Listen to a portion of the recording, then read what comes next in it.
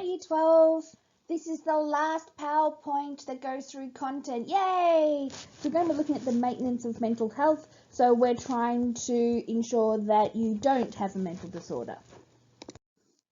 So, introduction.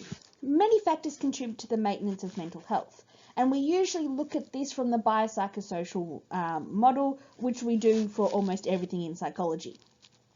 So the biological factors that could help you to have good mental health is adequate diet and sleep. The psychological factors could include cognitive behavioural strategies and behavioural strategies. And the last one, social factors, could be support from family, friends and the community. So we need to look at this from those three perspectives, but we also need to look at it as a whole. Remember, the biopsychosocial model is looked at from a holistic standpoint. So you look at the biological, the psychological, and the social factors that help you to have good mental health. Resilience is always a good one, and VCAR like to add this as much as possible. So resilience refers to the ability to successfully cope with adversity and to bounce back and restore positive functioning. And you can see that every time I say bounce back, it's got the little apostrophes or quotation marks next to it. If you include that in your answer, you need to include those as well. So it's the ability to successfully cope with adversity and bounce back to restore positive functioning. It is considered a protective factor that is a strength or asset for good mental health, as it helps to safeguard against the effects of risk factors for bad mental health and minimises their impact. So you're less likely to have a mental health problem if you're a resilient person. If you're looking at the current situation we're in with COVID, and you go, okay, so this is a crappy time, but we can bounce back from this. We can get over this. Yeah, it's not a great time, but I've got other things to look forward to after this. And it really does help if you can think in that particular mindset. So resilience is not merely just coping or adapting behaviour. Some key qualities include the ability to achieve positive results in adverse situations. So despite the fact that we're having, VCE Year 12, this is not how you wanted to do this, you're still getting good results. You're still handing in work. You're still doing the things that you normally would do. You're just doing it from home instead of at school. The ability to function competently in situations of acute or chronic stress. So you're still doing your work. You're still able to do things that take care of you for yourself. Essentially, you're ensuring your own mental health by not focusing on the really bad stuff that's happening. And you have an ability to recover from trauma. So if something bad does happen, yes, it's happened, and you may mourn, or you may, recover physically or mentally from it, right? It's just that ability to go, all right, in a couple of months' time, a couple of weeks' time, however long it takes, you're able to overcome it in some way. So people with high resilience tend to have attributes such as high self-esteem. You think of yourself as high, you're a good person. I like who I am, right? I do good things. I'm good at certain things. And this is the thing that you should really be looking at. You have high self-esteem if you have high resilience.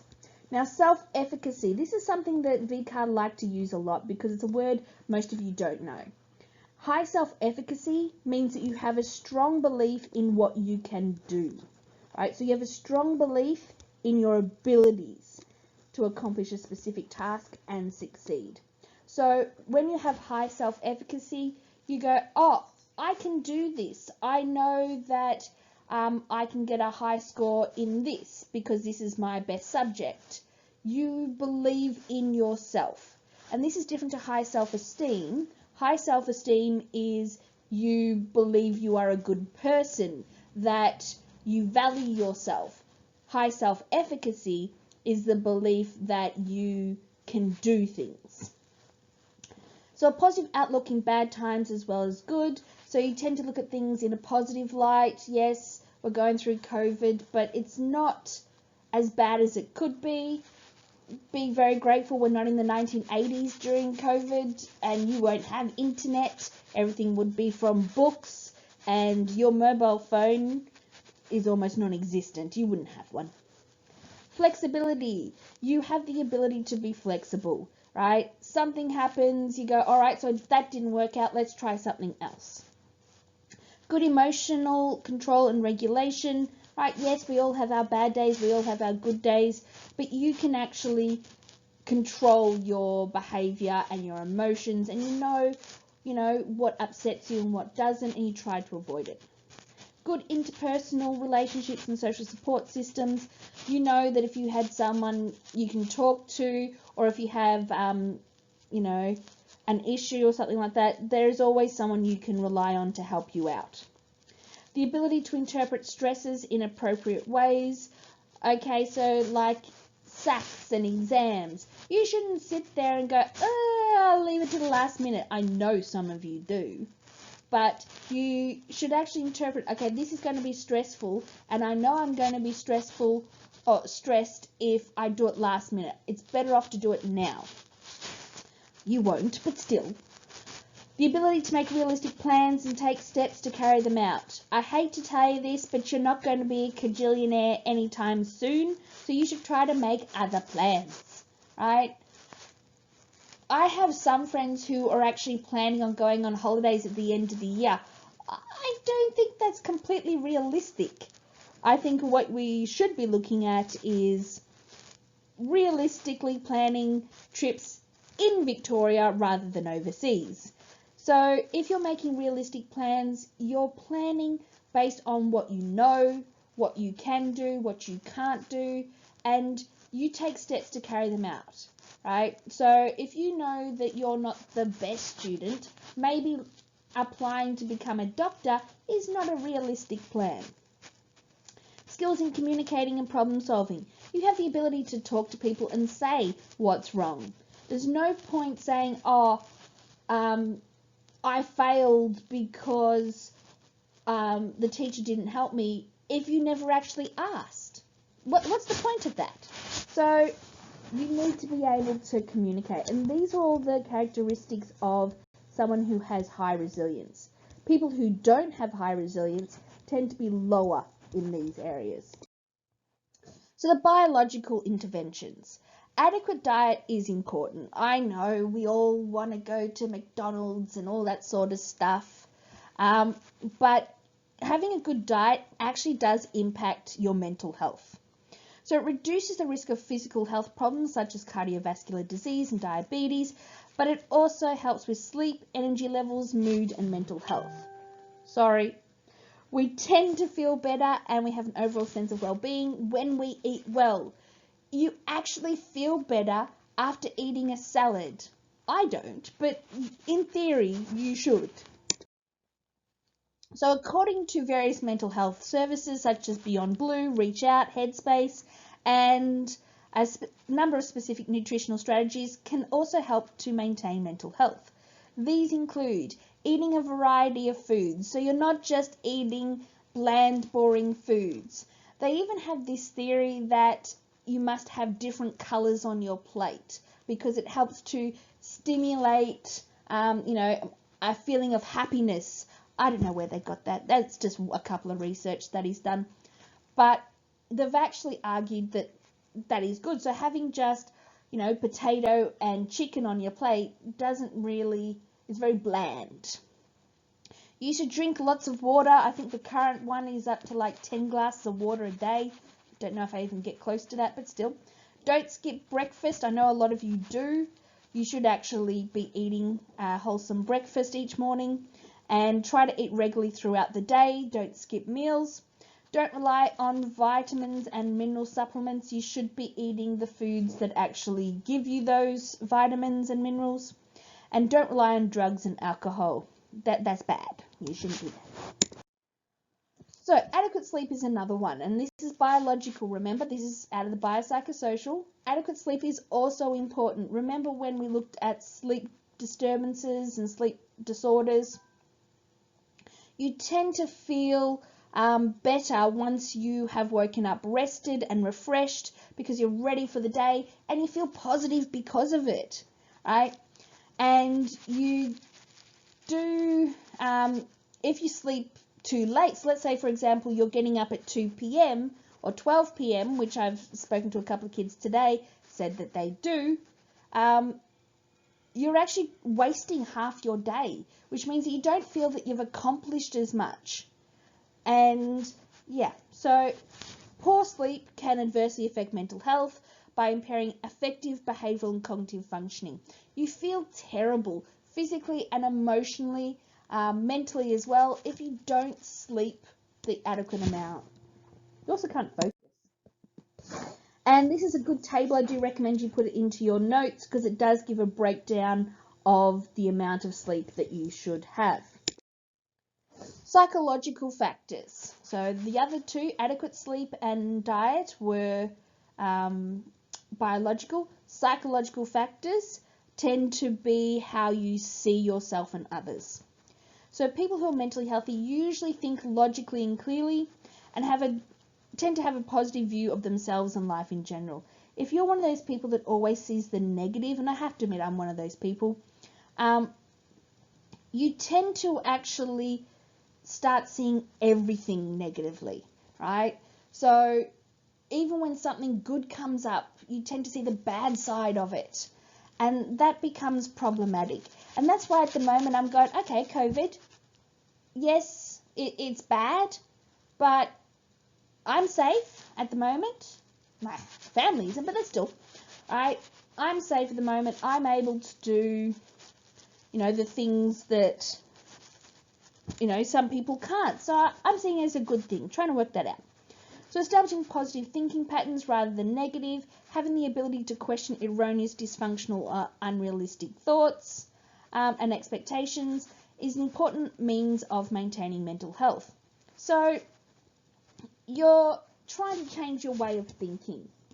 So one of the strategies for psychological is cognitive behavioural strategies. So we're identifying and assessing correcting faulty patterns of thinking. So we're looking at the thoughts that are just wrong and changing them, right? And we're thinking about different ways of thinking about bad situations, and we're changing our behaviour to do that as well. So if we change, so let's say, for example, we happen to be angry at somebody. Instead of standing there and fighting with them, going, look, I need to take a time out. I'm going to go for a walk around the block, and then we'll come back and we'll talk about it. So then that way we're calming down. So you're walking away from the situation instead of constantly fighting it. And this is what cognitive behavioural strategies do. They teach you new ways of looking at things and new ways of behaving, right? They might teach you breathing, relaxation techniques.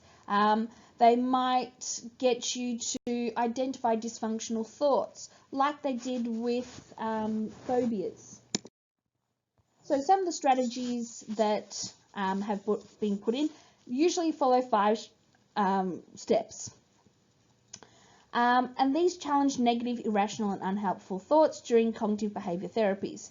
So strategy 1 is to consider the evidence. Is what we have in front of us actually accurate? Let's use the COVID situation, right? You shouldn't be getting your evidence from just one source. If you're getting your information from a Facebook feed, it's probably not a reliable one. But if you're getting it from the Premier, or if you're getting it from the Department of Health and Human Services, then that would be a good way of looking at it. So you're only looking at the positive side to things, only looking at the actual evidence that's there. Is there an alternate explanation? Well, there are numerous explanations for COVID at the moment, right? And you can look at all of them. That's fine. That's your prerogative, right? But you've got to remember there's not just one way of looking at something. What would you say to a friend who is thinking like that? So let's say, for example, you're saying, COVID is terrible, and it is, right? But my life is over, right? My year 12 sucks. It's not, yes, it's not as great as what it possibly could be. But if your friends said the same thing to you, what would you say to them? Would you try to change their thoughts? Strategy 4, what is the likelihood that you are going to get COVID if you are actually, doing the right things? What is the likelihood that your life is, over because, year 12 wasn't as great as what you thought it would be?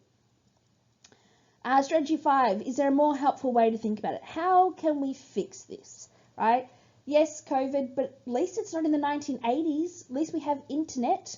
At least we can contact one another through, phone and Zoom and all those sort of things.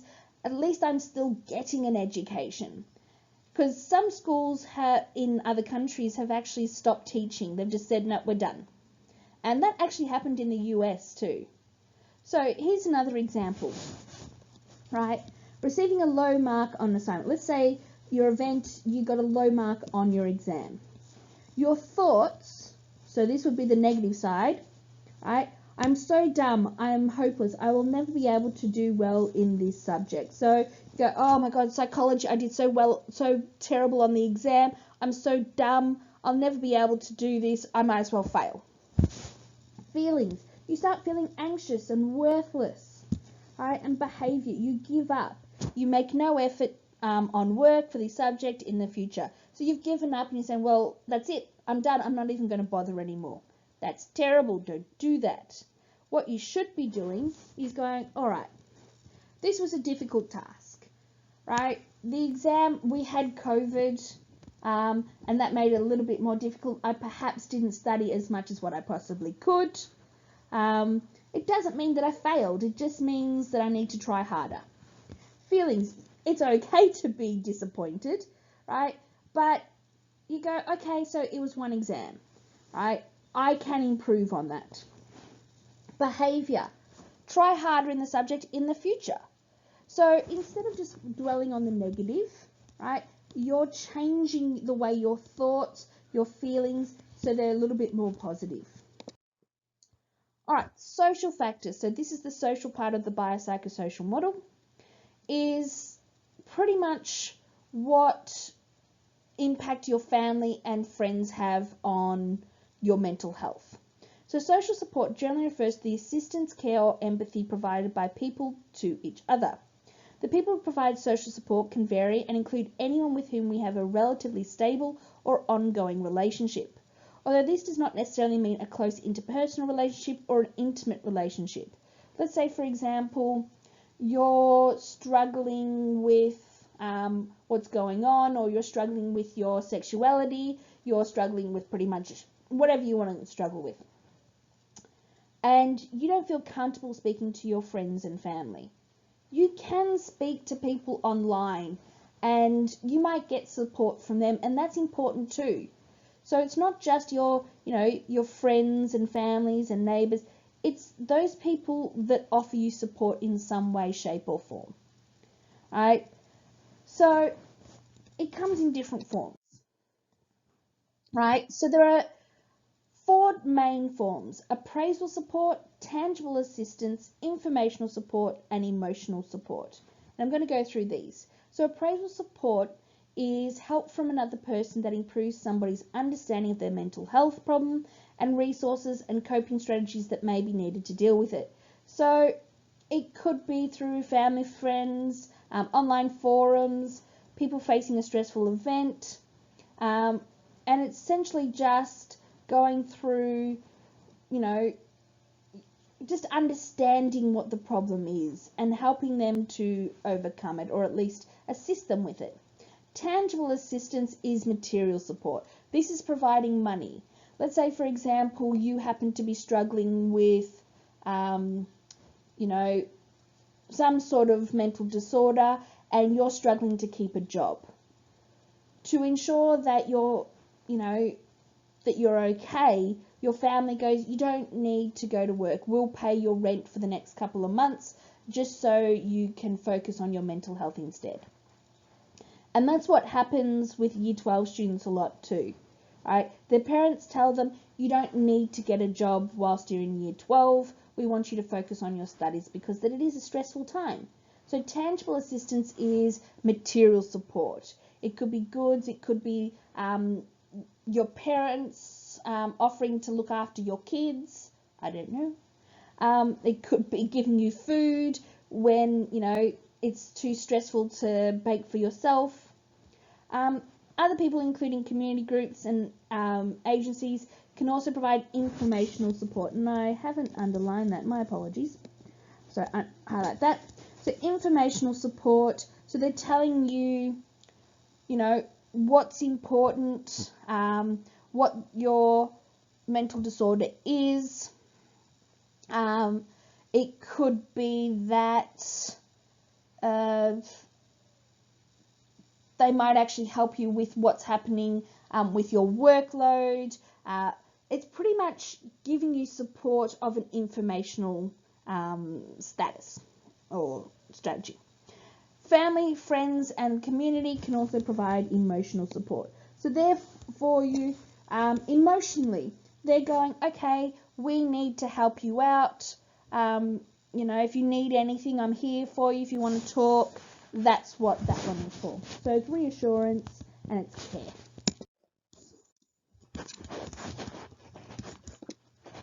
Okay, so you must know about the resilience and the factors that are associated with high resilience, so make sure you get that list in. You must also know how the biopsychosocial model is seen as a holistic approach, so it's seen in combination to ensuring good mental health. So you need to remember that biological is associated with adequate diet and adequate sleep, so you need to have both of those.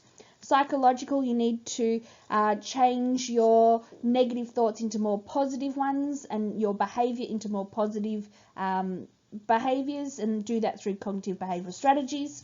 And social, you need to get social support to ensure that you maintain good mental health, and that could be through appraisal or tangible or informational or emotional support.